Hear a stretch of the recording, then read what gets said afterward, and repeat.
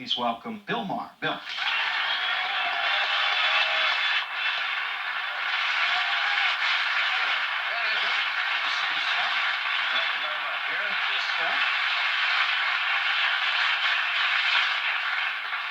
Billy, nice to have you here. Yes, you really. Do I have to take the opposite view now?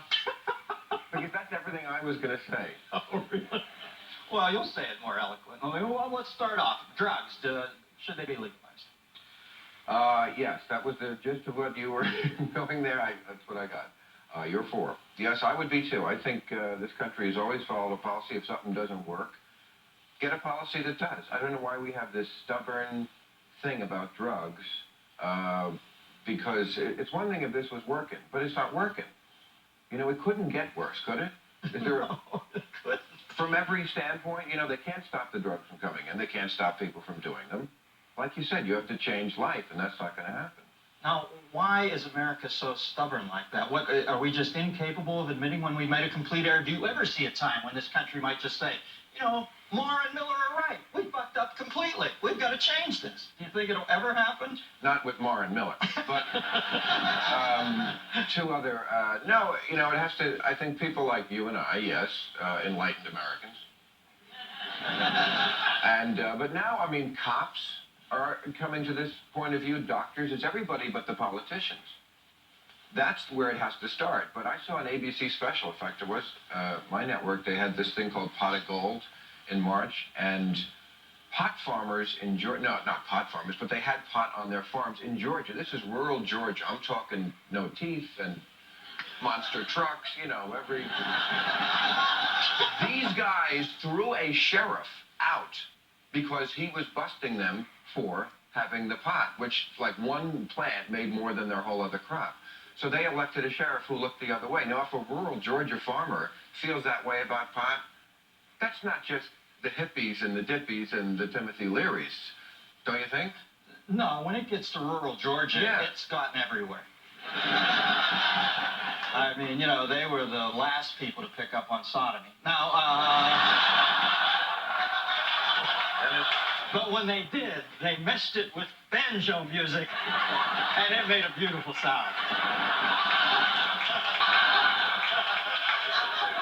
Okay, say, like taxes. I often get the feeling, though, that right after taxes, you know, that's the one thing the government will not tolerate. If anybody ever says I'm not paying my taxes, sorry. Excuse me. See, that's a drug. Okay? That's a drug. But wait a second. Food is a drug. And you obviously have the wrong kind. And you should be up here. I know. I had the free-range chicken for dinner. And how free was that range if it ended up on my fucking plate? I mean, anything can be a drug to somebody. Fame can be a drug. Adrenaline. George Bush jumped out of an airplane, right? And we all applauded. He was 72. Well, he did it for a drug. The drug is adrenaline, but it's in your body. I think it would have been safer for George Bush to sit at home and smoke a joint. But no one would have applauded that. But it's the same thing. He wanted the drug of adrenaline. The way you get it is to scare the shit out of yourself. When you got that, to me, is a dangerous drug. That drug might get me killed on the highway. The adrenaline is, you don't think so? Well, you know, the thing about adrenaline rush is you always have to go for more. The next thing you know, Bush was not only diving out of planes, but at the same time simultaneously vomiting on Japanese premieres. And there's the urge to always want more, Philly. You see what I did is I took two George Bush things, and like the rural Georgian people with sodomy, I meshed them. I'm always happier setting you up. It's just like... And then thrilled when it bombs. Oh, yeah, no, there's that...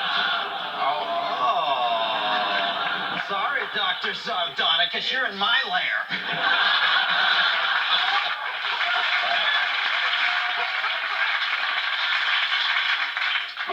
We love to take the phone calls. I know you like to talk to the people. Can we rap to some dude out there? Yeah. People send me a lot of great stuff about this issue, I must say. Yeah. I'm too stoned to read it, but I do. People have sent me, people care. The people in America, this is a real grassroots, no pun intended, issue. People really do care because this is, unlike a lot of other issues, it affects their life. I mean, millions of people want to ease the burden at day's end, somehow, without hurting others. Right. And I don't think in America we should be castigated for doing that. Life is a bitch. We need maybe a, whatever. Right now, people are watching us sitting there in their undies with the Zoso double album across their lap, rolling a nightstick-sized Marley spliff and saying, turn this off, honey, put something weird on. Or they're having a martini, or they're on Prozac, or, whatever it is. I wouldn't want to judge because most people need something. Life's a bitch. To get them through the night. Go Yeah, ahead. it's tough. Line 1, we've got Matt from Cleveland, Ohio. Matt, Yeah. what are your vices? My vices, the Malamars count? Yes, I was saying. Billy said That can food be earlier. Yes, some people, just say no to pie is really...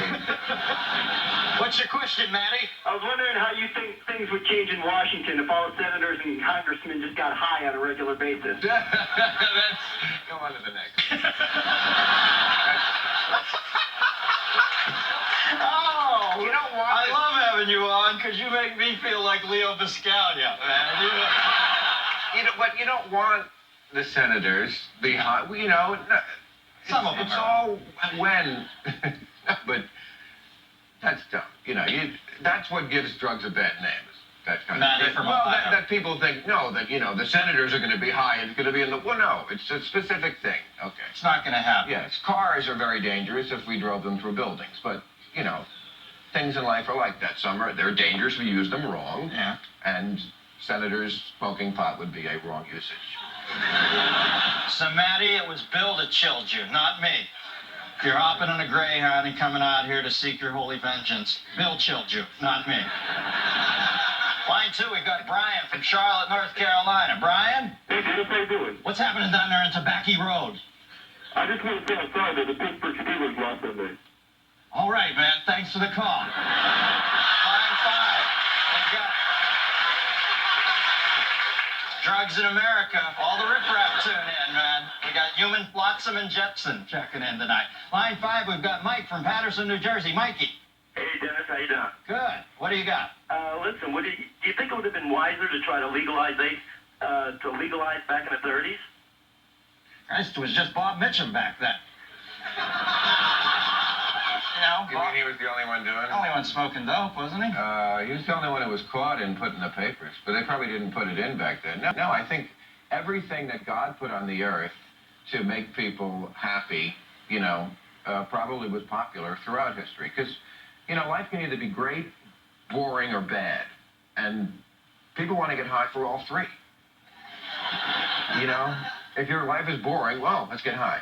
If it's bad, yeah, that's great. And if it's great, let's celebrate. I mean, it's every way. It's tempting. It's a net that's inextricable. Now, what about kids, drug-free campaigns for kids? They never seem to work, right? Don't they always make them too... Yes. It's never the right tone, is it? Here, I brought this. This was in the New York Times, an ad. It's been there more than once. It's a full-page ad. And there it says, 135,000 guns in school in America every day. Violence takes the lives of AIDS, 6 million of old rape victims, and then a joint. So in other words, they're equating all these things. It says the 90s are not the 60s. There's no such thing as a harmless drug in a world this dangerous. But when you...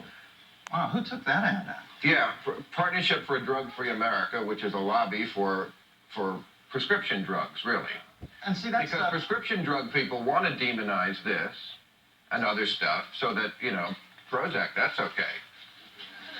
But, an ad like that obviously does more harm than good. Does more harm than good, because when you tell kids something that isn't true, they know it, and then you lose all your credibility.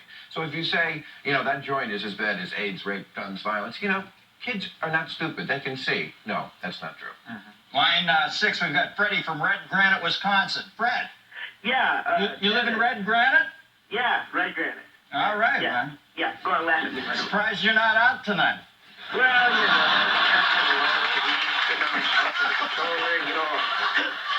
like a freaking tornado, baby. All right, what's your question, Red from Well, Fred? I wanted to know, Danny Master.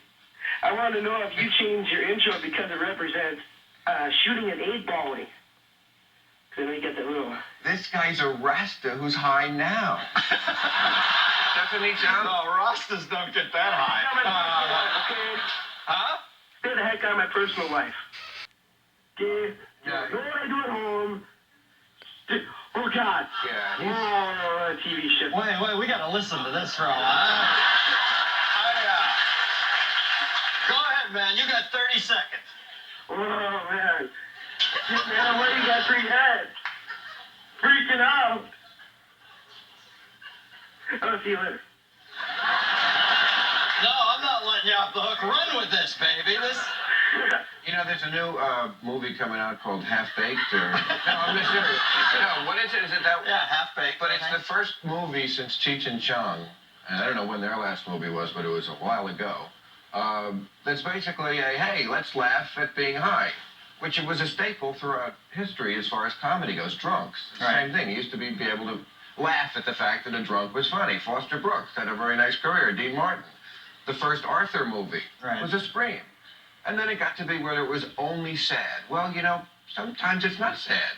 Sometimes the rest of people who don't get addicted to something just get drunk, and it's funny. And this guy has problems. This guy catered that movie. Yeah, right there.